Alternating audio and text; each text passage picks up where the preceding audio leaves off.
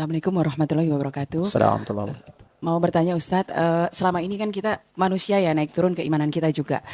Terkadang kita lalai juga. Kalau lalai mungkin ibu saya nggak ikutan ya. Silakan. Jadi Ustaz. bagaimana kiat yang klik banget ya untuk kita menumbuhkan semakin rasa cinta kita di hati kita kepada manusia paling mulia yaitu Nabi kita Muhammad Sallallahu Alaihi Wasallam. Itu Baik, aja dari saya. Terima kasih. terima Assalamualaikum kasih. warahmatullahi wabarakatuh. Assalamualaikum warahmatullahi wabarakatuh. Pertama saya bicara iman dulu, baru bicara tentang hubun Nabi.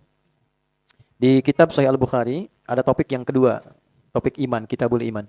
Di dalamnya ada 57 hadis, mengungkap berbagai macam persoalan yang bisa menunaikan kita dan menunjukkan kita tentang meningkatnya iman dan menurunnya iman. Saya ambil satu hadis saja yang paling pokok. Al-imanu yazidu wa yantaqis. Keadaan iman seseorang kadang naik turun. Oke? Belum berhenti. Yazidu bit ta'ah. Dia bisa naik dengan banyak meningkatkan ketaatan, ibadah. Wa yantaqisu bil ma'siyah. Dia bisa turun ketika seseorang mengerjakan perbuatan maksiat. Clear? Jadi kalau kita berkata, saya ingin menaikkan iman saya. Caranya bagaimana? Perbanyak ketaatan. Naikkan ibadahnya. Salatnya tambah sunnahnya. Tahajud, duha. Nanti akan terjadi perbedaan. Lisan biasa dipakai berzikir. Tambah. Ketika biasa dipakai berzikir, nanti akan terjadi perubahan pada lisan. Pada yang nggak baik, jadi nggak pengen lagi. Demikian, dari ujung kepala sampai ujung kaki. Ketika ketaatan itu dikerjakan bertambah, lawannya yang maksiat pasti turun. Ini meningkat dengan sendirinya. Tapi kalau sedang lemah, ini faktornya dua. Satu, maksiat itu salah fungsi. Dari organ yang melekat pada tubuh kita digunakan dengan cara yang salah. Lisan harusnya bicara baik, bicara yang tidak baik. Salah fungsi, maka ada maksiat di lisan. Makanya biasanya kalau lisannya banyak maksiat, dipakai taat itu susah. Susah, pakai baca Quran susah. Ya, mata kalau sering lihat maksiat, lihat yang haram, yang halal jadi nggak enak. Pasti nggak enak tuh. Kalau sudah nggak enak lihat istri sendiri, itu kebanyakan lihat istri orang. Ya, sama juga. Yang perempuan juga begitu. Kalau ada harta yang tidak baik dikenakan, nanti yang baik-baik itu jadi nggak enak. Jadi nggak biasa. Nah, kemudian dilanjutkan pada kegiatan selanjutnya. Setelah kita imannya bisa merasa enak, dinaikkan levelnya, gunakan iman itu untuk mencintai Nabi. Bagaimana caranya? Ada 3. Satu, dengan bersolawat. Memperbanyak solawat pada Nabi Sallallahu Alaihi Wasallam. Kalau ibu mau enak solawatnya, ibu belajar dulu tentang buku-buku yang mengajarkan tentang sosok Nabi seperti apa. Ya kan? Nanti dijelaskan, Nabi itu perawakannya tidak terlampau tinggi, tidak juga terlampau pendek. Sedang tapi sangat ideal. Postur tubuhnya sangat bagus. Rambutnya tidak terlampau ikal, tidak juga terlampau panjang. Tapi indah, ya. Kemudian mengalir sampai dengan ke bahunya. Matanya begitu indah ketika dipandang, gitu kan. Kemudian alisnya begitu tajam. Ini indah. Jadi kebayang gambaran kita itu tentang itu, sehingga ketika bersolawat kita menikmati itu. Orang yang bersolawat pada Nabi dengan merasakan bagian pelajaran pada Nabi, itu nanti diberikan anugerah oleh Allah, kadang bisa berjumpa dengan Rasulullah SAW dalam mimpinya. Kedua, memaksimalkan sunnah-sunnah Nabi dalam kehidupan. Nabi minta apa aja, kita kerjakan dengan dasar cinta kita pada Nabi. Ya, bisa dipahami? Jangan digambarkan dengan sholat saja. Nabi minta pada kita berbicara yang baik. Man kana yu'minu billahi wal yawmil akhir falyakul khairan aw liyasmut. Siapa yang beriman pada Allah dan merasa akan dihisab di hari kiamat, jaga lisannya, katakan yang baik. Saya ingin berkata yang baik itu karena cinta saya pada Nabi. Saya melihat yang baik itu karena cinta saya pada Nabi. Begitu sunnah itu kita kerjakan karena kecintaan pada Nabi, itu amalan tingkat tinggi yang langsung mendatangkan ampunan Allah. Itu ada di Quran surah ke-3 Ali Imran di ayat 31. Qul in kuntum tuhibbunallaha fattabi'uni yuhibbukumullah wa yaghfir lakum dzunubakum. Katakan Muhammad, jika kalian mencintai aku, kata Allah, maka buktikan dengan cara mengikuti sunnah Nabimu dan aku akan gugurkan seluruh dosa-dosa yang kau kerjakan dalam kehidupan. Yang ketiga, bersedekah karena cintanya pada Nabi. Itu berpeluang menggugurkan dosa. Bahkan, ini agak tajam kalimatnya ya. Bahkan ada yang masuk neraka, diringankan siksanya di neraka. Tapi maaf ya, jangan disimpulkan keliru. Seringan-ringannya tetap neraka gitu ya. Diringankan siksanya di neraka, itu karena pernah bersedekah atas nama Nabi, kecintaannya pada Nabi. Siapa dia? Abu Lahab.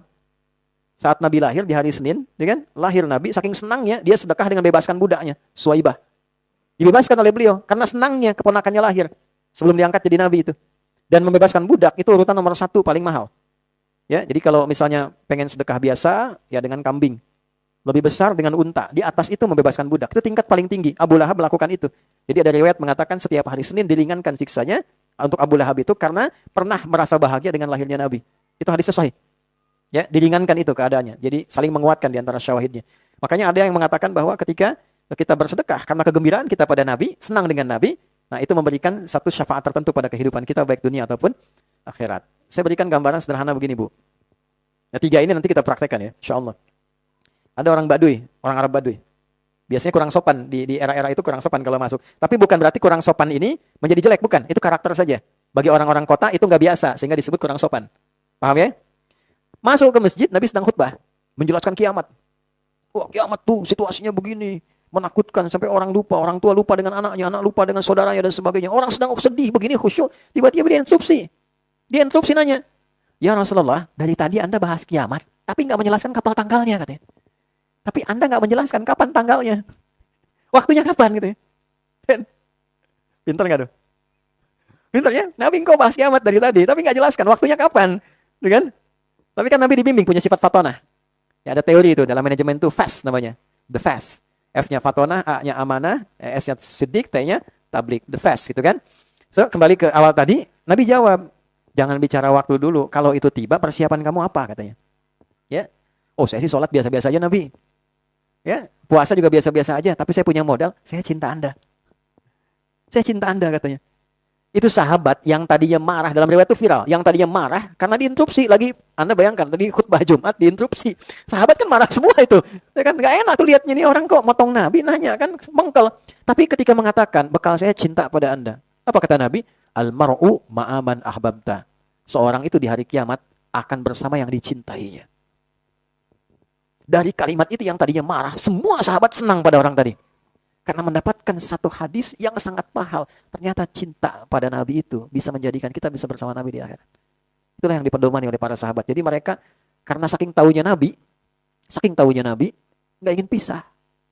Dan hal terberat dalam hidup itu bukan kehilangan ayah ibu, Bu. Kehilangan suami biasa, Bu. Tapi ketika Nabi meninggal, semua merasa berat.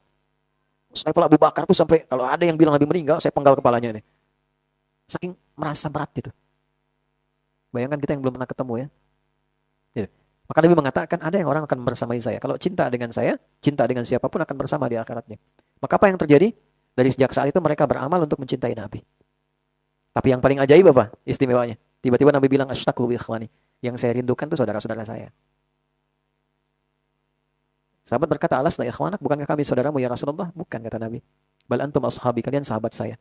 Ikhwani, saudara-saudara saya itu, humul ladina yu'minuna bi walam yarawni. Mereka itu yang enggak pernah lihat saya. Cuma iman sama saya gitu. Mau percaya. Gak pernah lihat saya, cuma mau percaya. Mau sholat. Itu Nabi tuh kangen gitu. Kangen sama kita. Masa kita gak kangen ya?